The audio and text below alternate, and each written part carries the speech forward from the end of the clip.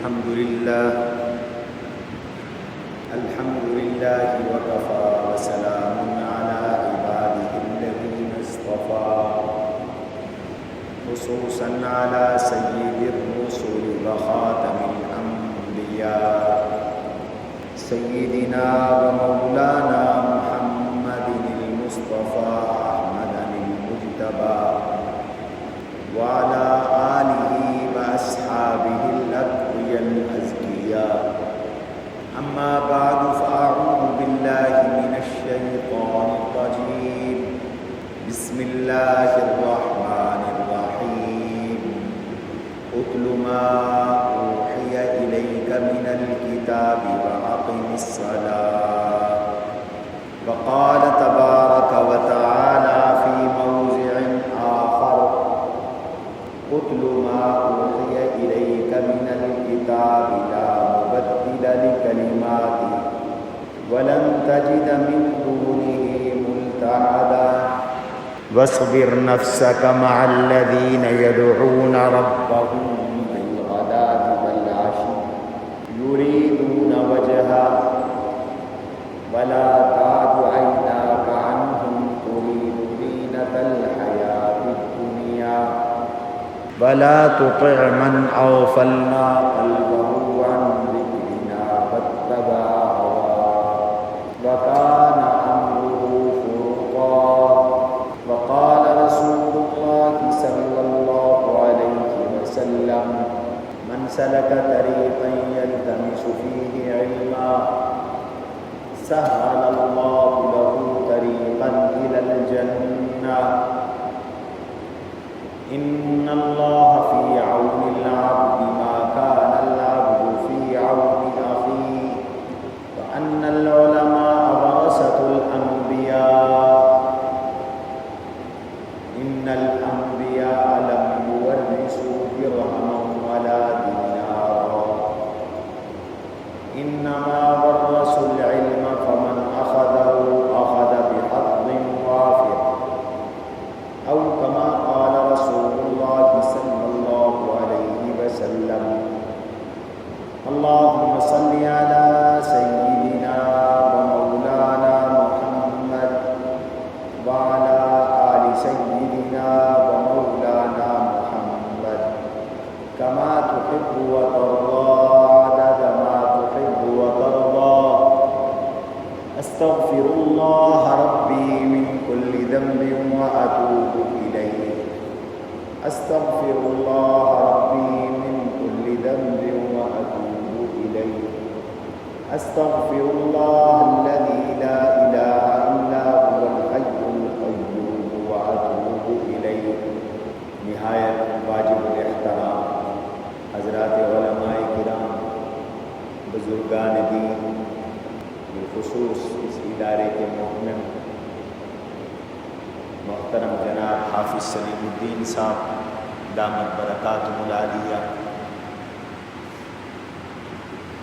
ہمارے میزبان حضرت مولانا خوشی محمد صاحب دامت برکاتہم العالیہ، محترم بزرگوں، دوستوں، عزیزوں اور بھائیوں، آپ حضرات کے سامنے قرآن کریم سورہ کہف کی چند آیات کی تلاوت کی۔ آج یوم الجمعہ ہے۔ جناب رسول اللہ صلی اللہ علیہ وسلم نے روز جمعہ اہل ایمان کو سورہ کہف کی تلاوت کی ترغیب ارشاد فرمائی۔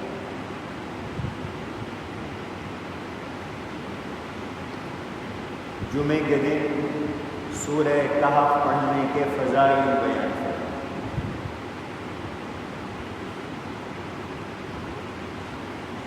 جو شخص جمعے کے دن سورہ کہف کی تلاوت کرے گا اضاء اللہ لہ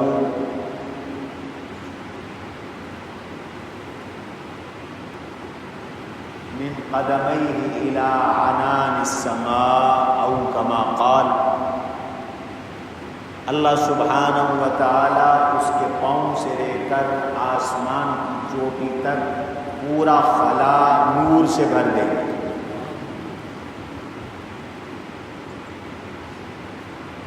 اور ایک روایت میں آتا ہے یہاں سے لے کر مکہ مکرمہ تک کا پورا خطہ جس نے روز جمعہ سورہ کہف کی تلاوت کی، اللہ اس حصے کو نور سے بھر دیں گے۔ اور ایک روایت میں آتا ہے من حفظ 10 آیات من سورۃ الکہف عصم من فتنۃ الدجال او کما قال، جس نے سورہ کہف کی 10 آیات یاد کر لی وہ دجال کے فتنے سے محفوظ رہے۔ اور ایک حدیث میں آتا ہے کہ اگر خدا نہ خواستہ تم میں سے کسی ایک کی دجال سے ملاقات ہو جائے تو فَلْيَقْرَأْ عَلَيْهِ فَوَاتِحُ سُورَةِ الْكَهْفِ، تو اس کے سامنے سورہ کہف کی ابتدائی آیات کی تلاوت کرنا، اس کے فتنے سے بچنے کے لیے سورہ کہف کی پہلی آیات کو تلاوت کرنا۔ اب ذرا غور فرمائیں، جناب رسول اللہ صلی اللہ علیہ وسلم جمعے کے دن ہمیں سورہ کہف کی تلاوت کا حکم دے رہے ہیں، ترغیب ارشاد فرما رہے ہیں، اور فضائل میں 2 باتیں بطور خاص ارشاد فرمائیں۔ پہلی بات کہ سورہ کہف جمعے کے دن پڑھو گے نور نصیب ہوگا، زمین سے آسمان تک نور نصیب ہوگا، یہاں سے مکہ مکرمہ تک نور نصیب ہوگا۔ دوسرا، دجال کے فتنے سے محفوظ رہو گے، دجال کے فتنے سے حفاظت کے لیے اللہ سبحانہ و تعالی نے سورہ کہف اتاری ہے۔ اگر کوئی دجال سے ملے تو اس کے سامنے سورہ کہف کی تلاوت۔ یہ 2 باتیں بطور خاص ارشاد فرما۔ دونوں باتوں کا حاصل ایک ہی چیز ہے،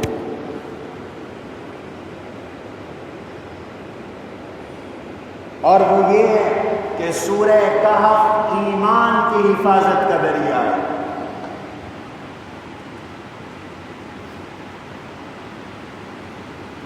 یہ جو نور ہے، اس نور سے مراد نور ایمانی ہے، ایمان کا نور ہے، اعمال کا نور ہے۔ جب ایمان سلامت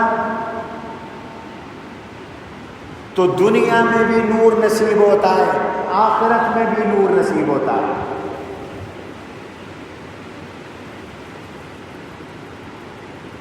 ایمان کا ایک نور ہے، اعمال کا ایک نور ہے۔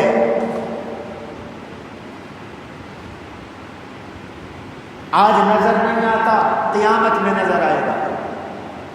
اللہ نے اپنے نبی کے صحابہ کو وہ چیزیں دکھائیں جو مجھے اور آپ کو نظر نہیں آتی۔ یہ صحابہ کی عظمت ہے، ان کے دل کا، ان کے دل کی صفائی ہے، تصفیہ ہے، تزکیہ ہے کہ وہ چیزیں دیکھ لیتے تھے جو عام آدمی نہیں دیکھ سکتے۔ اس لیے ایک صحابی حضور صلی اللہ علیہ وسلم سے مل کر روانہ ہوئے، گھر جانے لگے۔ 2 صحابی اکٹھے تھے، راستے میں جدا جدا ہوئے، چھڑی ہاتھ میں تھی، اس کے اوپر ایسے لگا کہ بلب لگ گئے۔ اب وہ جا رہے ہیں تو راستہ روشن ہے، اور اس روشن راستے میں اس نور پر چل رہے ہیں۔ یہ کوئی دنیا کی ٹارچ نہیں تھی، یہ جو اعمال کا نور ہے، ایمان کا نور ہے، جو دنیا میں نظر نہیں آتا، مرنے کے بعد نظر آئے گا۔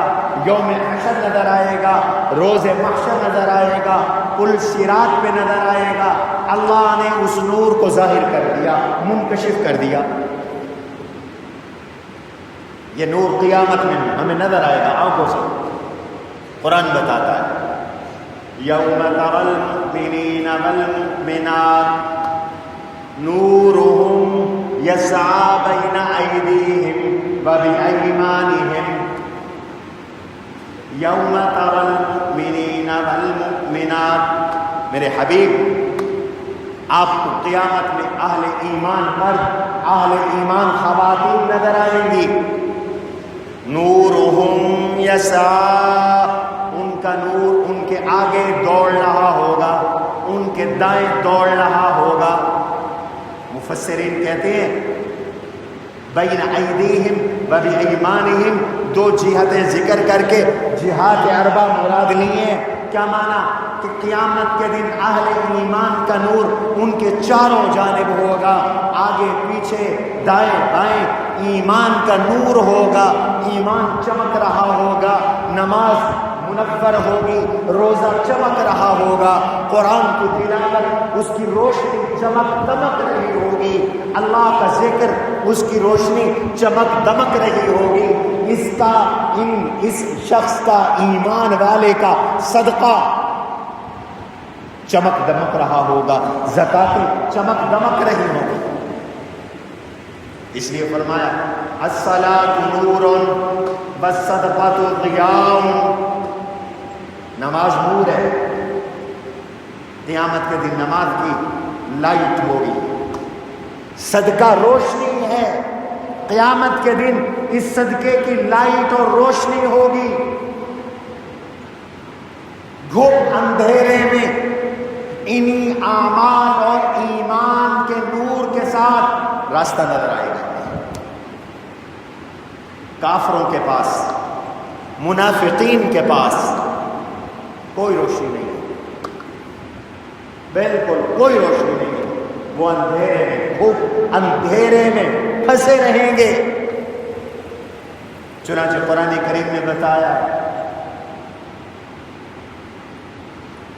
منافقین جن کے دل میں ایمان نہیں، اوپر اوپر سے کلمہ پڑھتے ہیں، کل روز محشر وہ چل رہے ہوں گے، اہل ایمان کے پیچھے پیچھے چل رہے ہوں گے، ان کے ایمان کے نور سے دیکھ دیکھ کر چل رہے ہوں گے۔ آگے پل صراط آ جائے گی، اس پل صراط پر اہل ایمان دوڑتے ہوئے جائیں گے۔ پل صراط کیا ہے؟ جہنم کے اوپر ایک برج ہے، وہاں گھپ اندھیرا ہے، کوئی اسٹریٹ لائٹ نہیں ہے، نہایت خطرناک پل ہے۔ بال سے اس کو باریک سمجھ لو، تشبیہاً فرمایا، تلوار سے اس کو تیز سمجھ لو، تشبیہاً فرمایا، جیسے تلوار پہ چلنا مشکل اور جیسے اندھیرے میں چلنا مشکل، اس سے گزرنا بھی مشکل ہوگا، ذرا سا پاؤں پھسلا بندہ نیچے جہنم میں۔ قرآن اشارہ کرتا ہے سب کو اس پل صراط سے گزرنا ہے۔ وَإِن مِّنكُمْ إِلَّا وَارِدُهَا، سب کو اس سے گزرنا ہے۔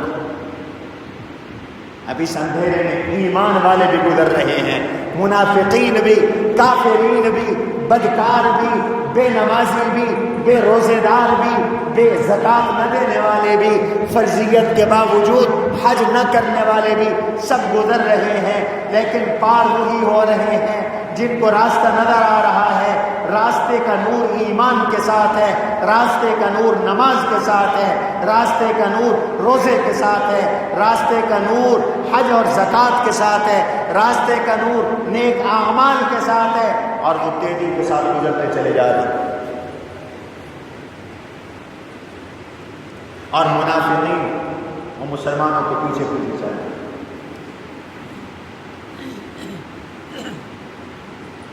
اللہ سبحانہ و تعالی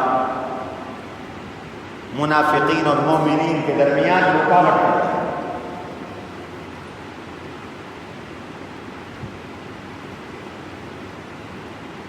ان کو نظر آنا بند ہو جائے گا۔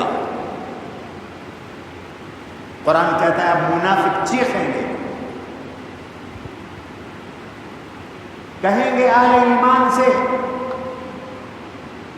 انظرونا نقتبس من نورکم قیل ارجعوا وراءکم فالتمسوا نورا فضرب بینہم بسور۔ حاجی صاحب ٹھہرو ذرا، مولانا صاحب ٹھہرو ذرا، فلاں صاحب ذرا ٹھہرو، انظرونا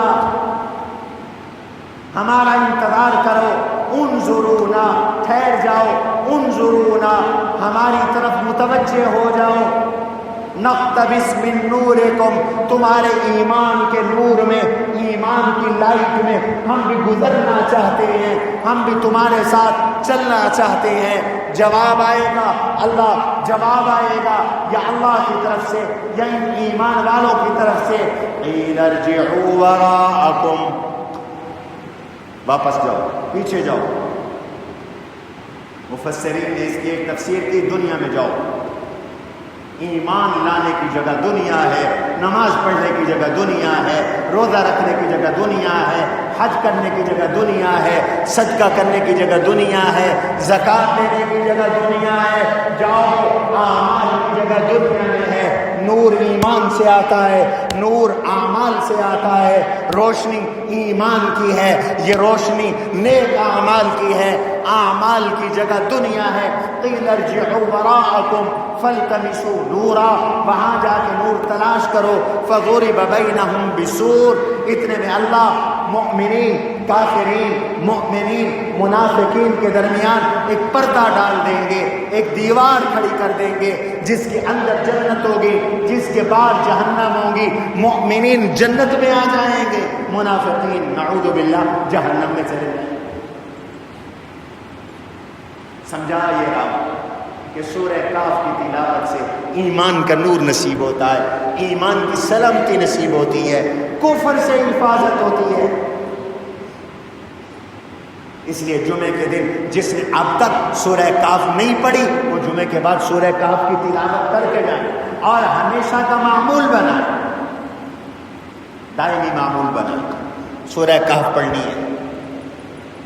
حضور علیہ السلام نے ایمان کی سلامتی کے لیے، دجال جیسے فتنے سے حفاظت کے لیے سورہ کاف پڑھنے کی تلقین فرمائی۔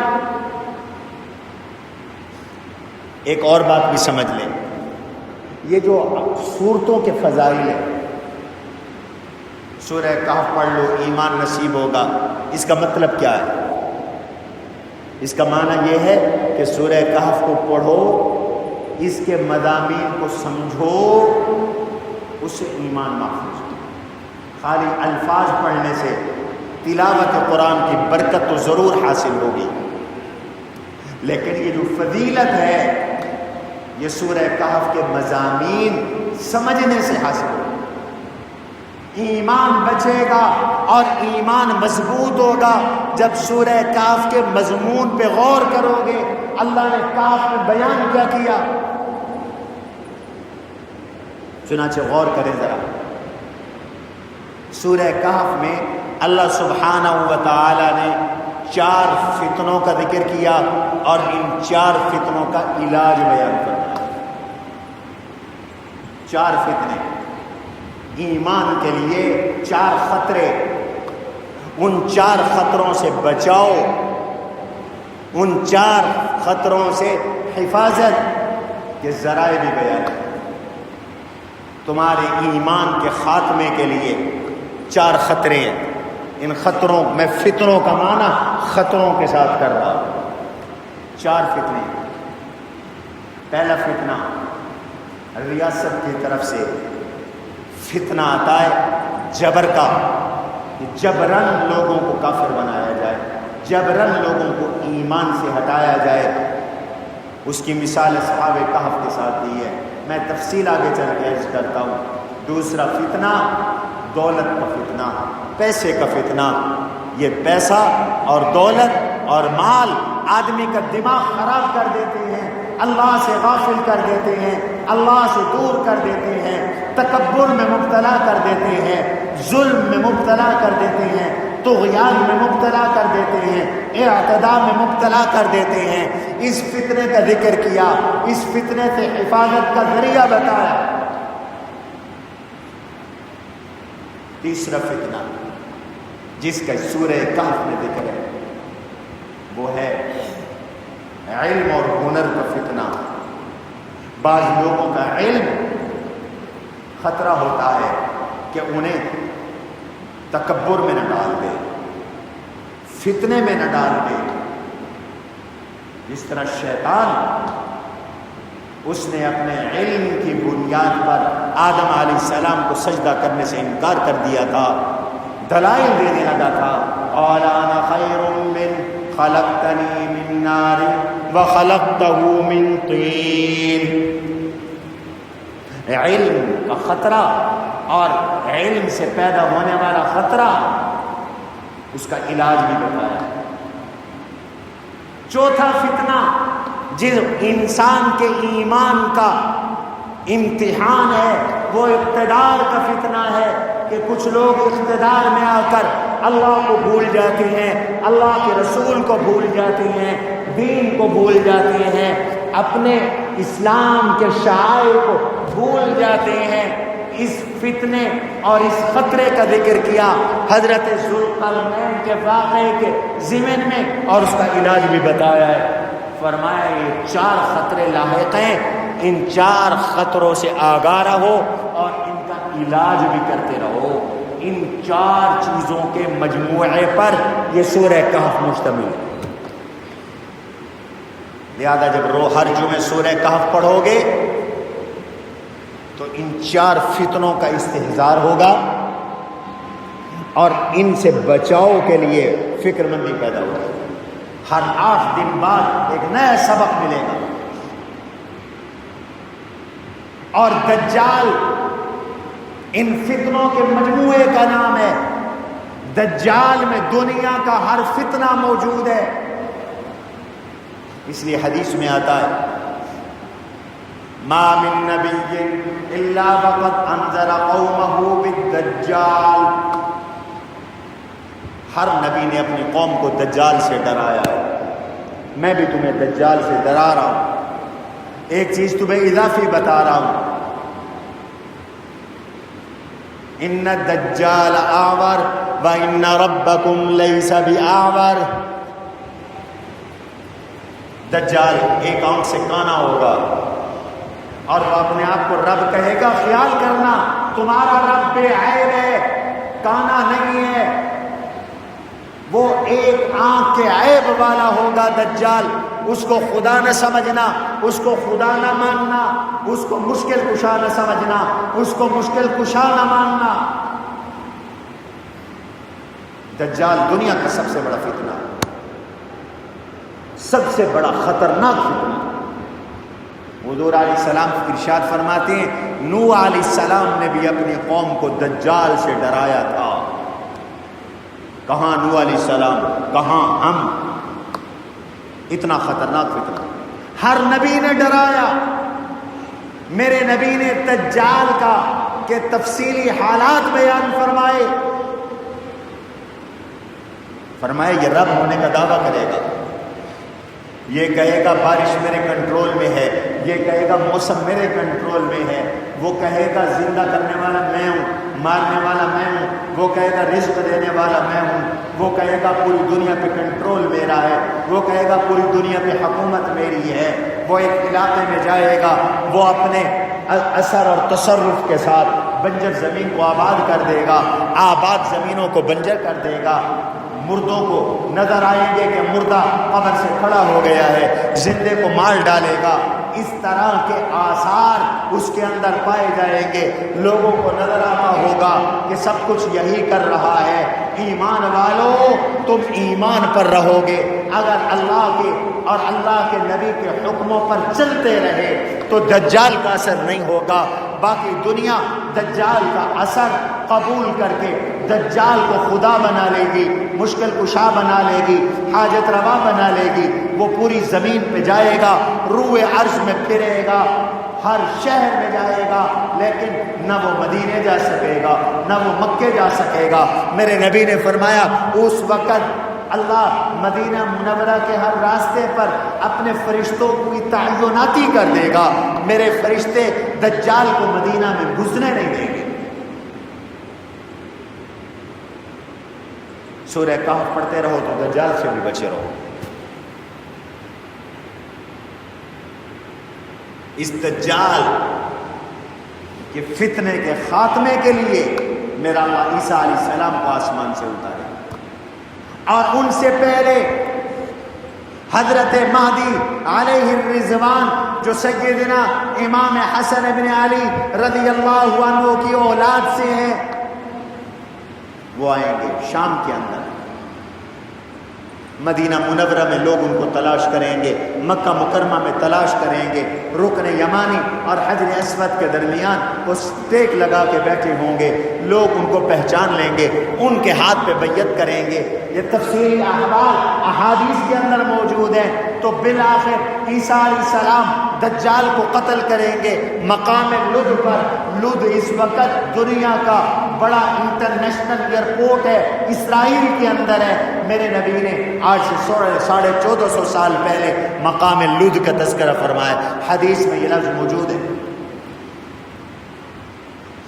فرمایا سورہ کہف پڑھو، ایمان بچاؤ۔ آج وہ دور ہے، عالم کفر اقتدار کے بلبوتے پر آپ کو دین سے اور مذہب سے اور اسلام سے ہٹانا چاہتا ہے۔ آپ دیکھ نہیں رہے ہماری نئی نسلیں کتنی تیزی کے ساتھ گمراہ ہو رہی ہیں۔ ڈنڈے کے زور پر ہم جنس پرست بنایا جا رہا ہے، ڈنڈے کے زور پر ملحد بنایا جا رہا ہے، ڈنڈے کے زور پر رب ذوالجلال کے وجود کا انکار کروایا جا رہا ہے، اللہ کی ذات پر مذاق اڑایا جا رہا ہے، ذات خداوندی کا مذاق اڑایا جا رہا ہے۔ کہا جاتا ہے کہاں ہے تمہارا اللہ، دکھاؤ تمہارا اپنا اللہ۔ ملک میں ایسے قانون بنائے جا رہے ہیں جو مذہب کے خلاف، دین کے خلاف ہیں۔ ہمارے ہاں بھی قانون بنا پنجاب میں کہ 18 سال سے کم عمر میں اگر لڑکی کا نکاح کیا گیا تو ماں باپ بھی جیل میں، نکاح پڑھانے والا بھی جیل میں، دولہا دلہن بھی جیل میں۔ میرے نبی نے تو سیدہ عائشہ سے نکاح فرمایا تھا جب ان کی عمر 6 سال تھی۔ حضرت عائشہ کی رخصتی ہوئی تھی جب ان کی عمر مبارک 9 سال تھی۔ حضور کے صحابی ہیں، ان کا نام حضرت عبداللہ بن عامر بن عاص ہے۔ محدثین نے لکھا ہے یہ اپنے والد سے 11 سال چھوٹے ہیں۔ ان کے والد کا جب نکاح ہوا ان کی عمر 10 سال تھی۔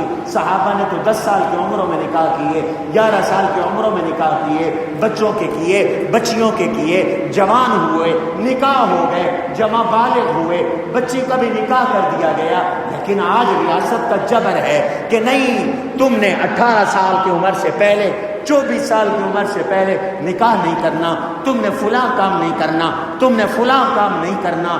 ایک وقت آئے گا یہ کہہ دیں گے کہ تم نے مذہب کو چھوڑنا ہے۔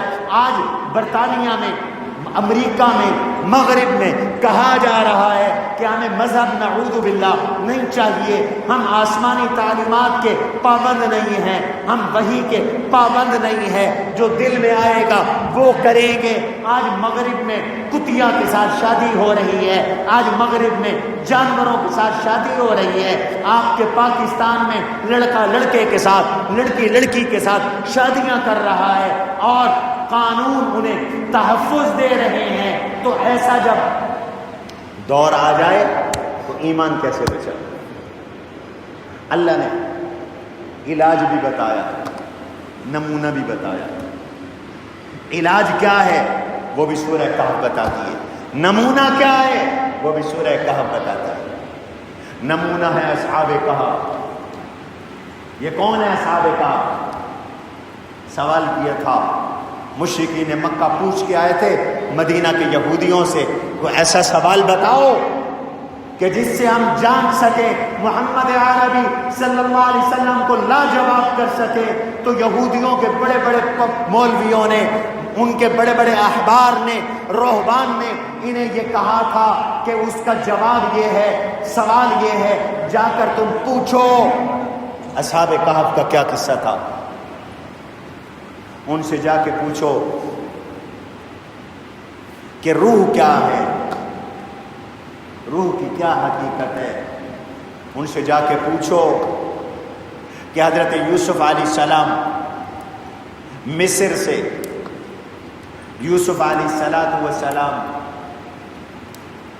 مصر میں کیسے آئے تھے۔ یہ سوالات کیے، اللہ نے تینوں کے جوابات قرآن میں اتارے، اصحاب کہف کا پورا قصہ قرآن میں اتارا۔ کیا ارشاد فرمایا؟ انہم فتیۃ آمنوا بربہم وزدناہم ہدی۔ یہ چند نوجوان تھے، یوتھ تھے، شاب تھے، اپنے رب پر ایمان لے آئے۔ اللہ نے ان کو ہدایت میں، استقامت میں آگے بڑھا دیا تھا، اور اللہ سبحانہ و تعالی نے ان کو ایمان میں مضبوطی عطا کر دی تھی۔ وہ کیسے؟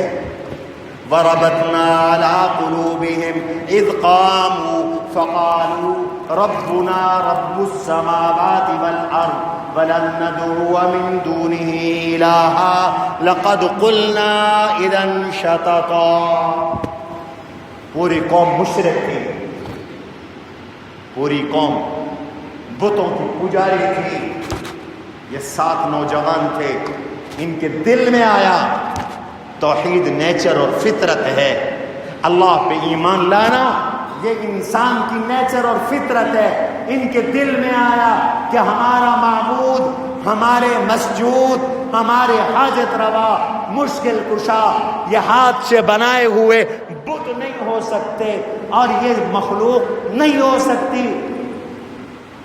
میلہ لگا ہوا تھا، ایک ایک ان میں سے الگ ہوتا چلا گیا، اور یہ 7 نوجوان الگ چپ چاپ بیٹھے تھے۔ بالآخر ایک دوسرے سے تعارف ہوا، پوچھا کہ تم کیوں الگ بیٹھے ہو؟ تو ہر ایک نے وہی بات کہی جو دوسرا کہہ رہا تھا۔ یہ 7 نوجوان انہوں نے یہ فیصلہ کیا کہ ہم اللہ کی توحید پر رہیں گے، ہم شرک نہیں کریں گے۔ اور جب یہ کہا تو اللہ نے ان کو استقامت عطا کی۔ ایک ہدایت ہے، ایک دوسری ڈگری اور درجہ استقامت کا ہے، تیسرا درجہ ربط علی القلب کا ہے، یہ استقامت کا اعلیٰ درجہ ہے۔ قرآن کہتا ہے وَرَبَطْنَا عَلَىٰ قُلُوبِهِمْ، ہم نے ان کو اتنی مضبوط بنا دیا۔ بادشاہ نے انہیں بلایا، تم کیا کہتے ہو؟ وہ تو بادشاہ کو بھی خدا کہتے تھے، انہوں نے بادشاہ مملکت کے سامنے کھڑے ہو کر بھی کہہ دیا ربنا رب السماوات والارض، ہمارا پروردگار بادشاہ نہیں، ہمارا پروردگار بت نہیں، ہمارے پروردگار درخت نہیں، ہمارے پروردگار سمندر اور پانی نہیں، سورج اور چاند نہیں، ہمارا پروردگار وہ ہے رب السماوات والارض، جس نے آسمان اور زمین کو پیدا کیا اور ان کی تربیت کی۔ وَلَن نَّدْعُوَ مِن دُونِهِ إِلَٰهًا، ہم اعلان کرتے ہیں آج کے بعد شرک نہیں کریں گے، آج کے بعد اللہ کے سوا کسی کو پکاریں گے نہیں، آج کے بعد اللہ کے سوا کسی سے مدد نہیں مانگیں گے، آج کے بعد اللہ کے سوا کسی کے سامنے اپنی حاجت نہیں پیش کریں گے۔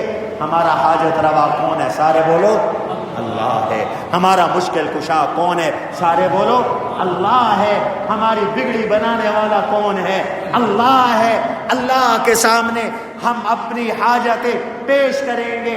یہ نمونہ ہے، یہ ڈٹ گئے۔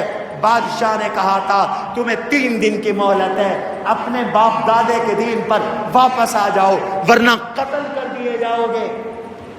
3 دن کی مہلت ملی، لیکن یہ ڈٹ گئے۔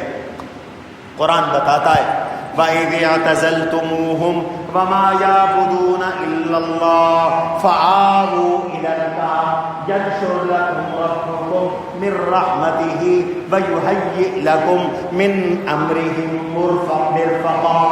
اللہ کہتے ہیں یہ کہنے لگے کہ جب شرک چھوڑ چکے ہیں اب پھر شرک کیا کرنا، چلو اسباب اختیار کرو، غار میں چلے جاؤ، روح پوش ہو جاؤ۔ غار میں چلے گئے، روح پوش ہو گئے، جا کے سو گئے۔ اللہ نے کہا یہ کیا سوئے؟ فَضَرَبْنَا عَلَىٰ آذَانِهِمْ فِي الْكَهْفِ سِنِينَ عَدَدًا۔ ہم نے ان کو سلا دیا شمسی لحاظ سے 300 سال، چاند کے لحاظ سے 309 سال تک ہم نے ان کو سلا کر ان کی حفاظت کی۔ سبحان اللہ نے کہا 309 سال تک یہ سوئے رہے۔ اللہ کہتے ہیں ان کی کروٹیں بھی پھر ہم تبدیل کرتے رہے، یہ ہمارے جو بن گئے پھر ہم ان کے بن گئے نا۔ وَنُقَلِّبُهُمْ ذَاتَ الْيَمِينِ وَذَاتَ الشِّمَالِ، ان کی کروٹیں بھی ہم تبدیل کرتے رہے۔ وَقَلْبُهُمْ بَاسِطٌ ذِرَاعَيْهِ بِالْوَصِيدِ، ان کے پیچھے پیچھے ان کی حفاظت اور چوکیداری کے لیے کتا تھا جو غار کے باہر لیٹا ہوا تھا، ہم نے اس کتے کو بھی وہاں سلا دیا۔ لَوِ اطَّلَعْتَ عَلَيْهِمْ لَوَلَّيْتَ مِنْهُمْ فِرَارًا وَلَمُلِئْتَ مِنْهُمْ رُعْبًا، کوئی جھانکتا تھا تو مرعوب ہو کے پیچھے چلے جاتا تھا۔ ہم نے حفاظت کی اور 309 سال بعد ہم نے انہیں زندہ کیا۔ تو اللہ جو 309 سال تک زندہ رکھ سکتا ہے وہ مرنے کے بعد بھی قیامت کے دن زندہ کر سکتا ہے۔ کر سکتا ہے کہ نہیں کر سکتا؟ ایمان بچ گیا۔ اللہ نے کہا نمونہ یہ ہے اور علاج یہ ہے جو سورہ کہف میں ہم تمہیں بتا رہے ہیں، وہ کیا ہے؟ اتل ما اوحی الیک من کتاب ربک لا مبدل لکلماتی ولن تجد من دونہ ملتحدا واصبر نفسک مع الذین یدعون ربهم بالغداة والعشی۔ ایمان بچانا ہے تو قرآن کی تلاوت کرو، ایمان بچانا ہے قرآن کے ساتھ جڑ جاؤ، ایمان بچانا ہے دینی علوم کے ساتھ جڑ جاؤ، ایمان بچانا ہے تو پھر اللہ والوں کے ساتھ اپنے آپ کو جوڑ لو۔ 2 چیزیں فرمایا، قرآن کو سینے کے ساتھ لگا لو اور قرآن والوں سے دوستی کر لو، قرآن والوں سے تعلق جوڑ لو۔ محدثین مفسرین کہتے ہیں یہ آیت بھی اتری تھی اصحاب صفہ کے بارے میں جو حضور کے مدرسے کے طلبہ تھے۔ اللہ نے اپنے نبی سے فرمایا میرے نبی آپ اپنے آپ کو ان قرآن پڑھنے والے طالب علموں کے ساتھ جوڑ دیں، تو اللہ کے نبی نے اپنے آپ کو ان کے ساتھ جوڑ لیا۔ آج بھی ایمان کی حفاظت کا اللہ کی طرف سے ہمیں یہ نسخہ دیا گیا ہے کہ اس قرآن کو پڑھو۔ آج ہم نے قرآن کو پڑھنا چھوڑ دیا، اس کی تلاوت کا اہتمام کرو اور قرآن والوں سے تعلق جوڑو۔ گویا کہ ایمان حفاظت کا ذریعہ یہ دینی مدارس ہیں، یہ مدرسہ اسلام کا قلعہ ہے۔ یہ لفظ ہم بچپن سے سنتے تھے کہ مدرسہ اسلام کا قلعہ ہے، لیکن سمجھ میں نہیں آتا تھا۔ قرآن پڑھا تو سمجھ میں آیا ہے۔ قلعے کے اندر فوج محفوظ ہوتی ہے۔ گویا جب یہ کہا گیا کہ مدرسہ اسلام کا قلعہ ہے تو اس کا معنی یہ ہوا کہ قرآن مدرسے میں محفوظ ہے، اسلام مدرسے میں محفوظ ہے، اور تم بھی ایمان کی حفاظت چاہتے ہو تو اپنے آپ کو اسی قلعے کے اندر داخل کرو، اپنے بچوں کو دین پڑھاؤ، خود اللہ والوں کے ساتھ، نیک لوگوں کے ساتھ، علماء کے ساتھ وابستہ ہو جاؤ، انشاءاللہ ایمان سلامت رہے گا۔ سبحان ربک رب العزت عما یصفون والسلام علی المرسلین والحمد للہ رب العالمین۔